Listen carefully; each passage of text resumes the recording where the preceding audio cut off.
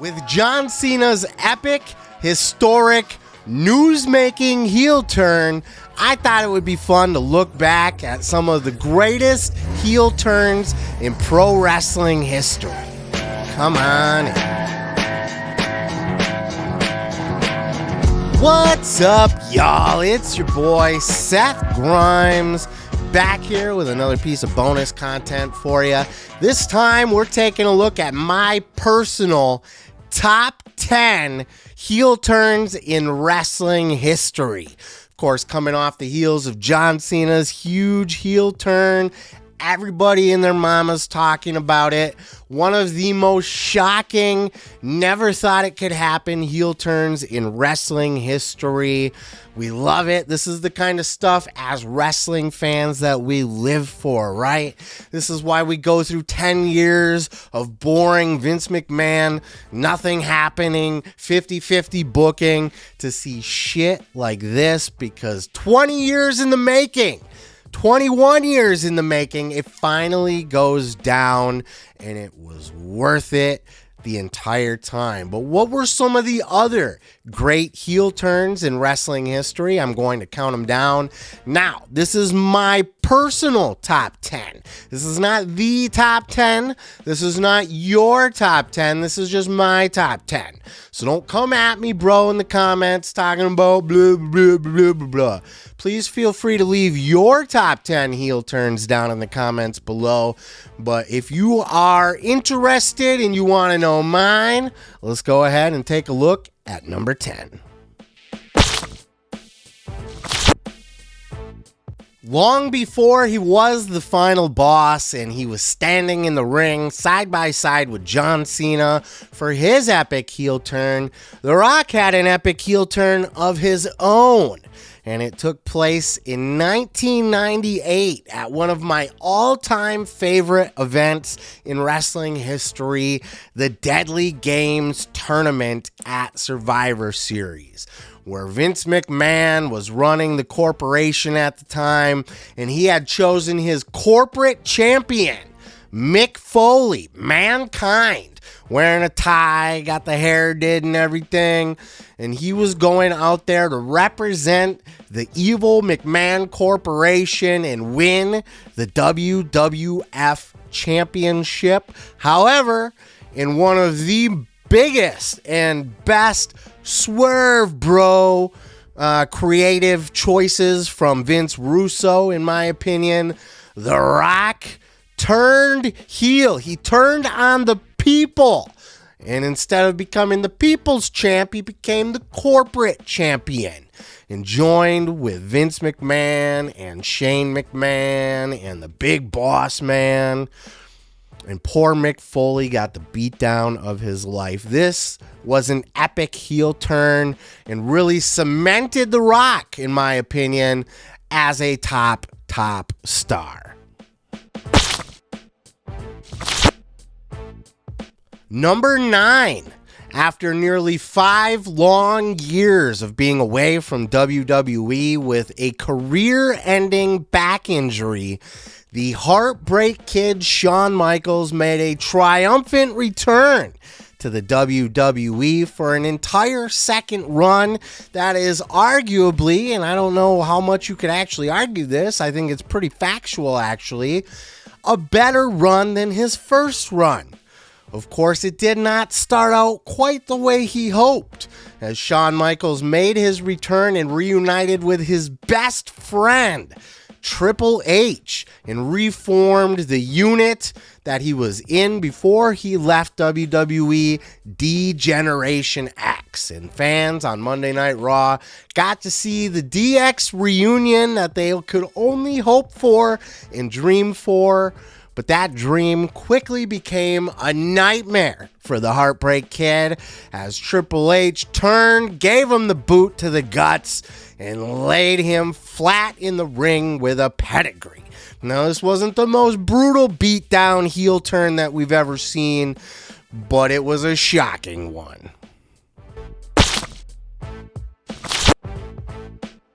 Number 8 was one that I was not around, literally not even alive when this happened. certainly not a wrestling fan, and it took me years and years and years to come across this, but when you look back at wrestling history, I think one of the most shocking and brutal heel turns you will ever see took place all the way back in the early 80s when Larry Zbyszko, the living legend himself, yes, the commentator for WCW Nitro, was best buds with Bruno Sammartino, who had been reigning at the top of the WWF since it was the WWF. And Bruno got a reality check when his best friend turned on him in the middle of the ring. It was a friendly competition between Larry Zbyszko challenging the champ, and when Larry Zbyszko could not get the job done in the ring, and he was starting to feel that opportunity slipping away, he couldn't take it anymore, and he let his frustration show when he pushed the referee out of the way, went out of the ring, grabbed a chair, not a steel chair, a wooden chair, which probably hurt more, honestly. Less give, right? And smashed that chair over Bruno's head, bloodying him up all over the ring. What an angle for early WWF. What a way to turn Larry Zbyszko heel, and what a way to tell a brilliant story for Zbyszko versus Bruno. This was amazing. Number 7 takes us back to Monday Night Raw in one of the greatest pieces of business ever done in professional wrestling, an all-time great Monday Night Raw segment, the Festival of Friendship. Kevin Owens and Chris Jericho, they were buddies, they were bros. Kevin Owens was the Universal Champion at the time. He had the fruit roll-up belt, and they were bros, and Chris Jericho wanted to honor that friendship. And the Delusional Jericho, with the List of Jericho, had this huge celebration to celebrate his friendship with KO. He had this super gay painting done up. He had the weird statue thing. I mean, this was brilliant. Everything they did in this was top notch, and it all came to a head when we finally saw the reveal, the gift from Kevin Owens to Chris Jericho, a list of his own, the List of KO. And we got to see it from the back. It said the List of KO, and there was only one name on that list, and Jericho played it perfect. Why is my name on this list? And boom, the beatdown happened. A brutal, violent heel turn left Chris Jericho laying in the ring, and this led to a great match at WrestleMania that should have been for the title, but instead they figured that, Goldberg should have it instead or some shit like that. But this segment will live in wrestling infamy forever. Number 6 takes us again back to Monday Night Raw in a segment that was absolutely best for business. I'm talking about the Shield standing united in the ring, facing down the evil Triple H and his corporate crony Randy Orton, and they had chair in hand and they were ready to defend when all of a sudden Roman takes a step forward, Dean Ambrose, right? John Moxley takes a step forward to face Triple H, but who stayed behind just a little bit? Seth Rollins. And he took that chair and he whacked Roman Reigns across the back. The facial expressions from Dean Ambrose in shock. And then he came and he got some too. In the guts, on the back, and a heel. Seth Rollins was born. Best for business indeed, as this made the career of Seth Rollins and set him on a path for superstardom as the breakout star from the Shield, Of course, the big dog, Roman Reigns, was not far behind him. He had a set of blue contacts waiting for him in the back. But this was an all-time great segment, and shocking, because I would argue this was a little bit too early. There was more meat left on the bones of the Shield. There was more story to tell there. There was a lot more to do with the Shield. And sometimes that's the best time to do the heel turn. You want to do it before it loses steam. Get ahead of the curve. Seth Rollins did the dirty deed and joined Triple H, and history was made on Monday Night Raw. Number 5 was one of my earliest memories in professional wrestling. I don't think I actually saw this as it happened, but I was certainly watching the Wrestling Challenge or the Superstars or whatever was on Saturday morning TV when they were playing the replays of this building up to WrestleMania 5. It was the Mega Powers exploding. And this was so well done because you could tell that Mach really believed that he was in the right. And that's, in some cases, the best way to do it, right? Hulk Hogan abandoned their match against the Twin Towers in the ring on the main event to carry Elizabeth to the back. But we all saw it. Right? You were there. You watched it.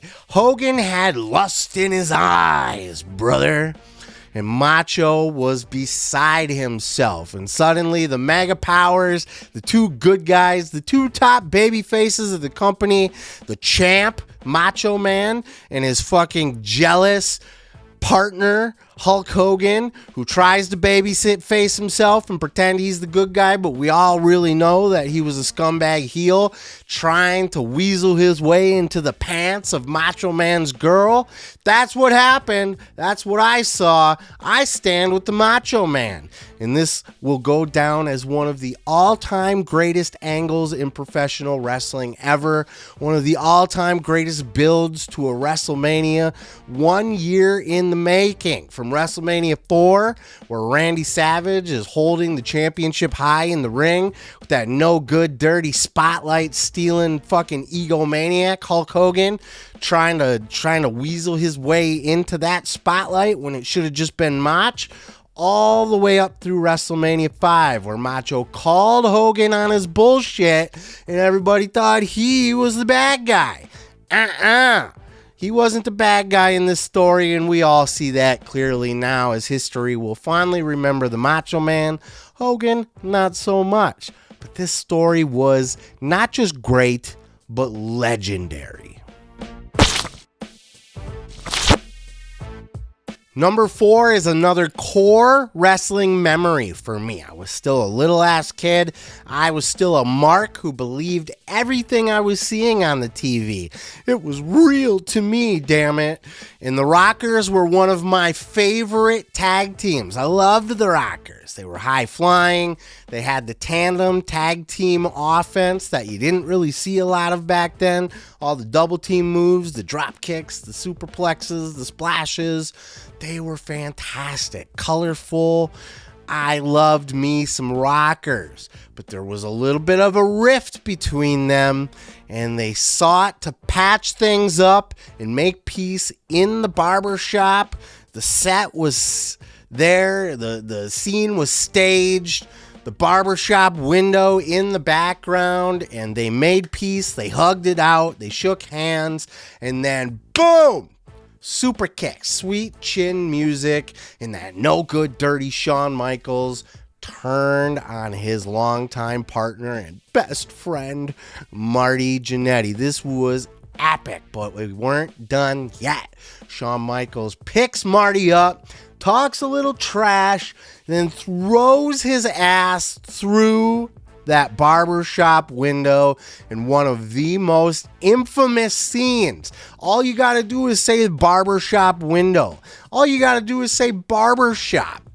The barbershop is one of the most memorable sets, interview stages in professional wrestling simply because of this, of what happened right here.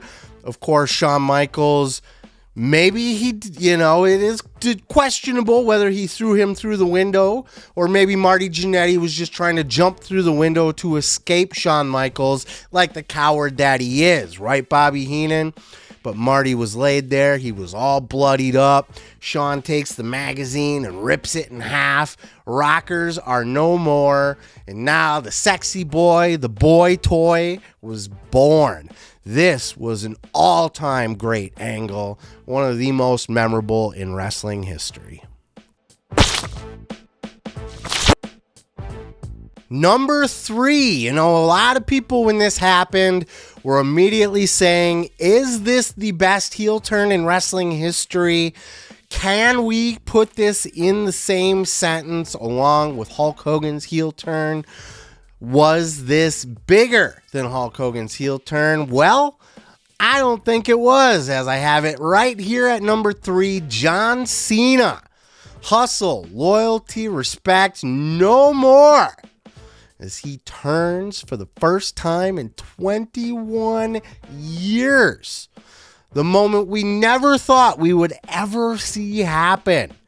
I can't tell you, there's only a handful of times as a wrestling fan where I have been so shocked by what I see that I audibly scream, I gasp, I have a real emotional reaction to what happened. And I think it had to have been when The Undertaker was pinned by Brock Lesnar at WrestleMania 30 was the last time I reacted with such shock. As long as John Cena was standing in that ring, it never occurred to me that he would attack Cody Rhodes because I just couldn't believe that he would actually do it. But he did it, and he did it in the most glorious fashion ever. And now we get to see a fantastic build, a fantastic run up to WrestleMania 41. As we get to see for the first time ever a true John Cena heel. And this is going to be glorious, and this absolutely will go down in history. No matter how it plays out from here, this moment in time at Elimination Chamber will absolutely live on in history. 20, 30 years from now, we will be talking about the night John Cena turned heel.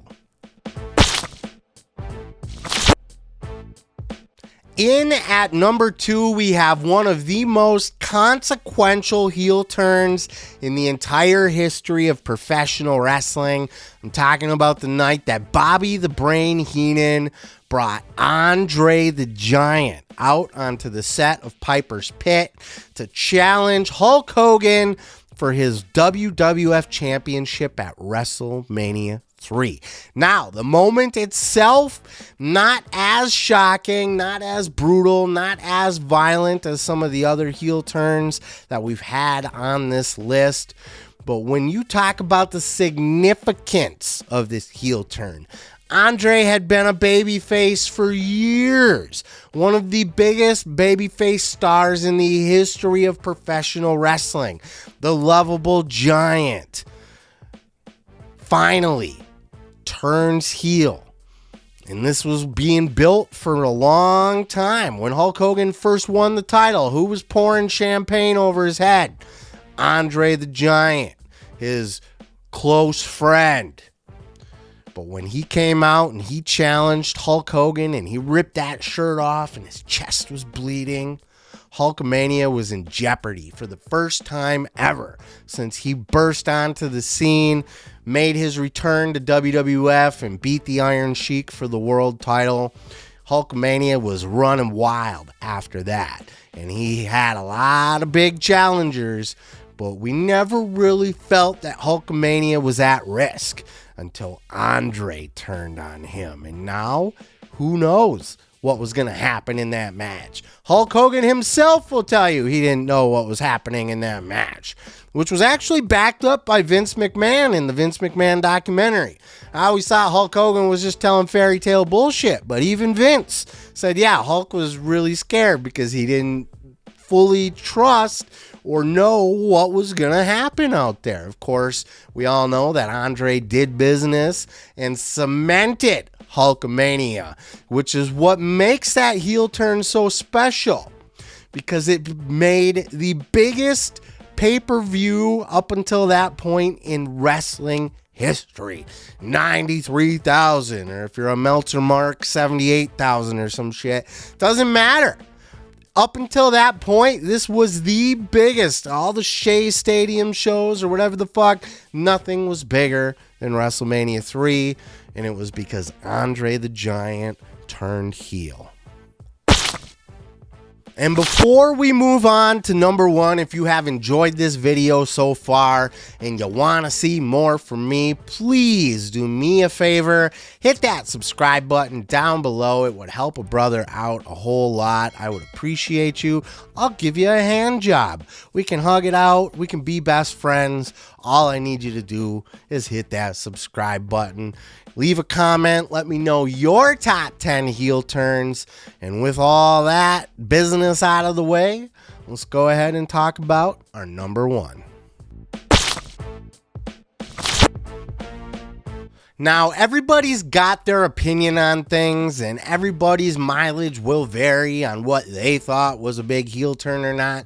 Your list is going to look different than mine, but I would venture to guess, I'll go out on a limb here and say that I think 98% of everybody will have the same number one, and that's because this is, in my opinion, inarguably the biggest, most shocking, most impactful heel turn in the history of professional wrestling. The measuring stick. The one when John Cena turned heel, everybody immediately said, is it comparable to this? And that was when Hulk Hogan made that infamous walk down to the ring at Bash at the Beach 1996 and joined Hall and Nash, the outsiders, the dirty, nasty, mean outsiders from WWF coming in to invade and take over WCW. And Hulk Hogan did the unthinkable. He got in the ring, he ripped the shirt off. Hall and Nash took a powder. They didn't want nothing to do with the Hulkster brother. But Hulk pushes the referee out of the way, hits those ropes, and drops the leg drop heard round the world. And in that moment, a hush fell over the crowd, followed immediately by indignation and outrage. And the garbage flew in the ring. We've never seen anything like it in wrestling, and we've never seen anything like it since.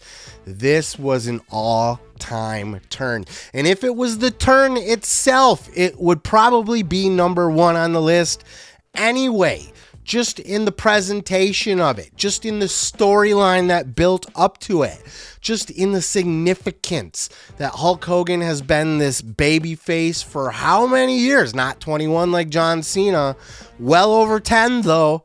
The top star of the WWF. Say your prayers, eat your vitamins, little Hulkamaniacs everywhere. This was wild when this went down, and this was the talk of the wrestling world, and it changed wrestling forever. Like I said, if nothing else ever happened, the turn itself would probably be number one on this list. But what it did for professional wrestling after that, it lit a fire under WCW's ass. It completely changed the tables between WWF and WCW. WCW began to take the lead in the ratings, and for 83 weeks, it ran wild because Hulk Hogan started the NWO, the greatest storyline in the history of professional wrestling, headed up by the man Hollywood Hogan.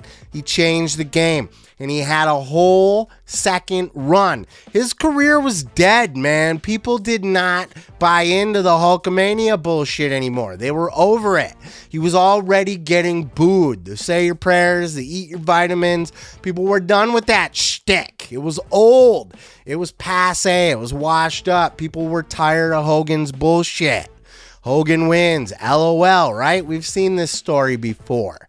But boy, when he turned heel, he reignited his career. And he had a whole second run as a top guy. Multiple world championships, multiple main events, big arenas, big stadiums, sellouts everywhere, merch flying off the shelves. And that triggered WWF to have to change their game, which brought in the Attitude Era and led to the biggest pop, the biggest boom in wrestling history. Bigger than the Rock and Wrestling Connection. And maybe they're not making as much money as they're making right now, but as far as pop culture infiltration, as far as making everybody a wrestling fan, suddenly at school you're seeing kids that would laugh at you and make fun of you for being a wrestling nerd walking around wearing their NWO for Life shirt. This was huge. It changed wrestling. Not only was the turn shocking, not only was the turn excellently executed, as Bret Hart would say, but it changed wrestling forever. The greatest heel turn in professional wrestling history. The measuring stick for all other heel turns that would follow. And man, I was so lucky to be alive, to be around for that moment. I will never forget it, and neither will any other wrestling fan for the rest of wrestling history. This will forever be known as the greatest heel turn in wrestling history. Well, that's it, folks. That's just my top 10. I would love to know your top 10. And again, this is not the top 10. This is just my top 10. So we're not going to have this argument in the comments, but I do really want to hear what you would put on your list. Is there one on your list that I left out? I'm sure there are, because I did have a couple honorary mentions, a couple follow-ups that didn't quite make the list. One of them, like Triple H turning on DX, I thought was huge, but I thought him turning on Shawn Michaels was just a little bit bigger, so I moved that into the slot. There are plenty of other great heel turns in history. I would love to know your thoughts. What did you think? And do you have a different number one than Hulk Hogan? I would be very curious to hear that as well. Let me know. Let's get the conversation going in the comments below. Hit that subscribe button, leave a like, and just have a great day. Enjoy yourself. Go out to a nice dinner. Enjoy life a little bit. Enjoy life a little bit. Peace, love, and pizza. I am your boy, Seth Grimes. And we'll catch you in the next video, brother.